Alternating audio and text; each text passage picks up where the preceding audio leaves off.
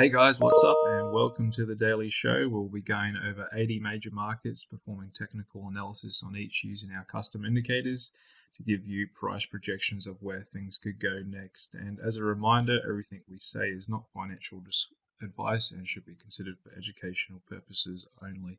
And don't forget to stay to the end where I'll give you my final diagnosis on where the S&P could be going next and how I'm personally positioned. Okay, so we had a pretty risk-on day on the markets today. Quite a good strong bounce. The market finished pretty strong as well. If we just look on the 5-minute chart of the S&P here, finished right on the highs with a nice trend up for most of the day. But let's look at all the other markets first to get a bird's eye view before we come back to the S&P. So Nasdaq was up 2.7% and really strong. Still holding this trend line here though. Small caps was up pretty good. VIX came off a bit, but not as much as you'd expect for the rally that we've had today, which was a bit of a broad-based rally. Breadth data hasn't come in yet, but we can see from yesterday it rolled over. The amount of stocks above the 20-day average was 54%. New highs in stocks, if you look at here on Nasdaq stocks and NY stocks, is still really low. This was yesterday's data, by the way, but the market doesn't seem to be having all that breadth in terms of new highs. And put call ratio, which was my favorite contrarian indicator, dropped really hard today. So basically the market was buying more calls and less puts. So I like to be on the other side of that. Cyclicals versus defensive sectors had a really good showing today, up 1.6%, as did Nasdaq. Small caps, however, fell. Growth was up on value pretty good, and the yield inversion got up a little bit there too, with the 10-year popping up to 3.48 and holding the support zone we've sort of been watching here. If we break out here, I would say that could be bearish for equities. And it looks like we had dollar flat today and seems to be holding this 101.50 level that we've been looking at. And if we just switch over to the medium day chart, we can see this is a big support level. So we're thinking maybe a bounce here. And if the dollar resumes strength, that could represent a turn for a lot of things, markets, including commodities, which have been really strong lately with the reopening of China. Okay, moving on, Bitcoin had a really good bounce today. Actually broke out this swing high here, and looks like we are coming up to maybe test this 23,000 over the weekend, possibly even up to 25,000. I wouldn't be surprised if we rip up there over the weekend. And that should get a lot of people excited and trading that over the weekend. Commodities up a little bit and holding. Dr. Copper there holding up the top of its range. Gold had a little pullback.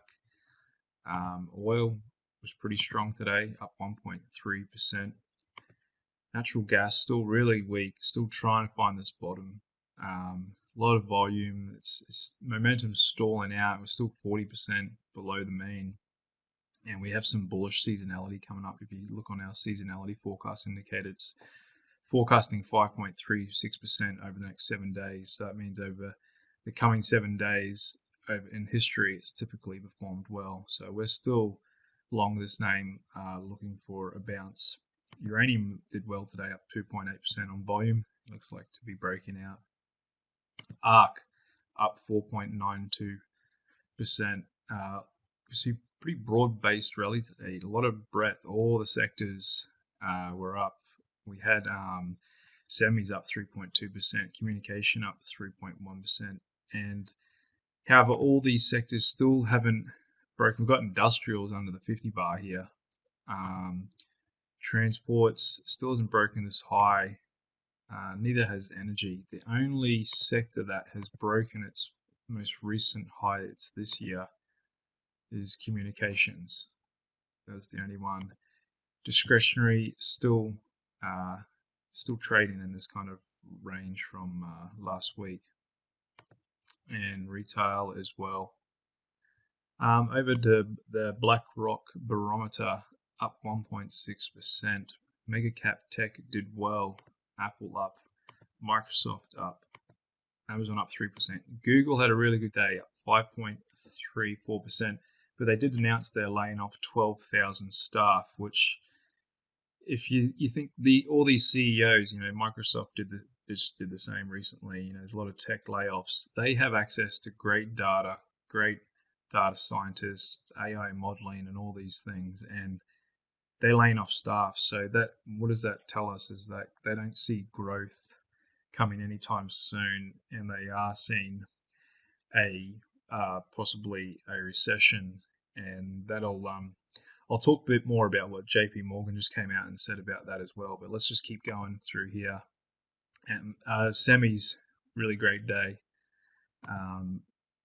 Netflix. Okay, so Netflix came out, had earnings after close yesterday, popped up, and it's held today. So if you remember what I said on the show yesterday, I said this was a big one to watch, and it's broken out to new highs, and it is held.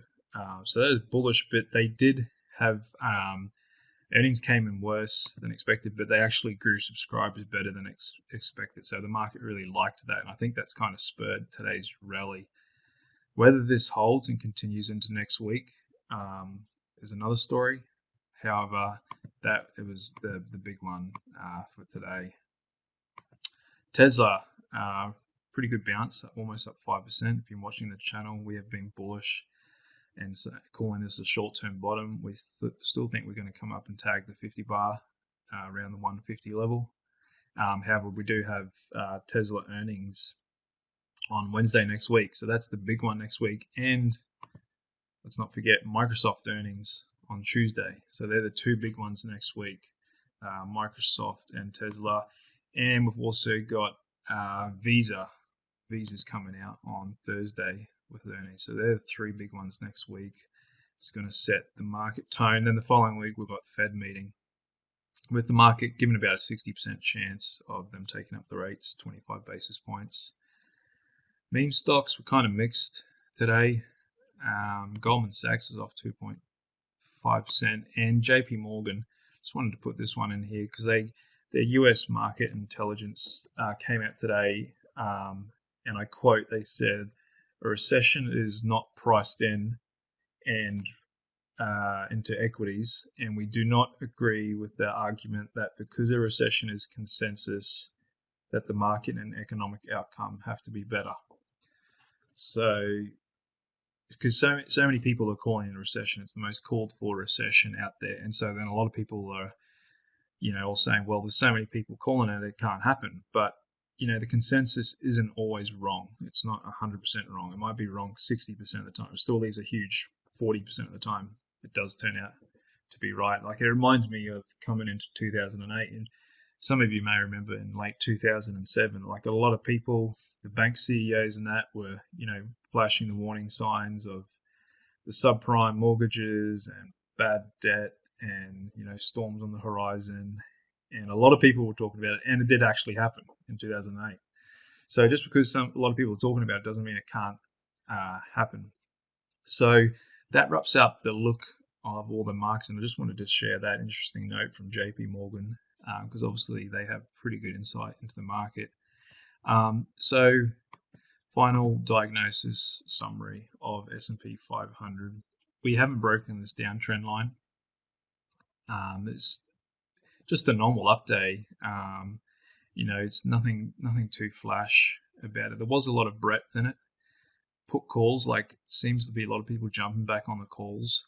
But if we just switch over to the medium-term 3-day chart, and we'll put on our trend candles, this is still a well-defined downtrend bear market. So I remain 80% net short in my portfolio. Of course, we do break this trend line, I will start reducing that, getting more towards neutral. It's always safety first. However, as it stands right now, I've still got a strong bearish tilt to my portfolio. So next week will be interesting with Microsoft earnings Tuesday, Tesla earnings Wednesday, Visa on Thursday, Fed meeting next week after that. VIX just hovering under 20 here. Going into early February, I wouldn't be surprised if we get a spike up to 25.